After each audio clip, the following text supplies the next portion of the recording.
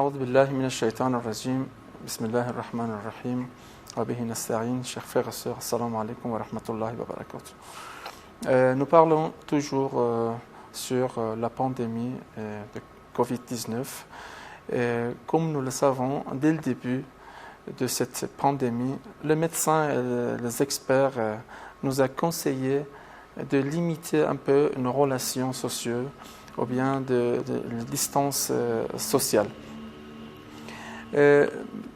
Dans les communautés religieuses, il y a 3 points de vue. La première idée, il insiste, on peut dire le point de vue un peu exagéré ou bien extrémiste.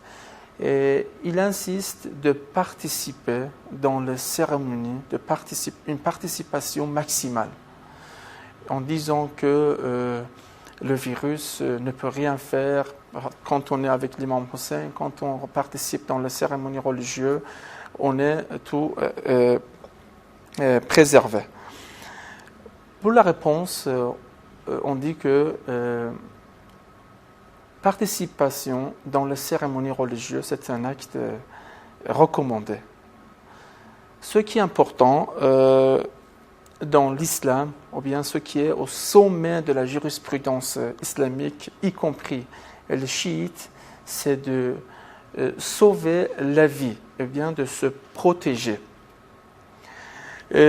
Même dans notre jurisprudence, s'il y aura une contradiction avec un acte obligatoire, comme le jeûne ou bien les autres actes, avec la vie humaine, ce qui est important, c'est de préserver la vie.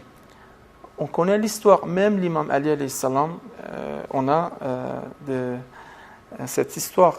Quand il était malade, ils ont invité un médecin chrétien. On ne peut pas négliger le droit de l'homme ici. C'est-à-dire, pour atteindre le droit d'Allah subhanahu wa ta'ala, sans avoir respecté le droit de l'homme, c'est impossible. On ne peut pas atteindre. Il faut respecter les règles, il faut respecter les commandements des experts.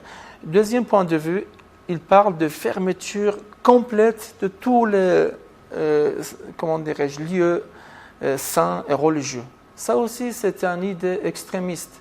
Ce n'est pas nécessaire de fermer complètement 100%. Qu'est-ce qu'on doit faire? On doit, ce qui est notre devoir, qu'est-ce qu'on doit faire? De participer, ou bien d'écouter l'avis des experts, les médecins, et de respecter les règles sanitaires et de respecter, par exemple, les distinctions sociales et les protocoles que les médecins nous donnent pour atteindre les objectifs. Wassalamu alaikum wa rahmatullahi wa barakatuh.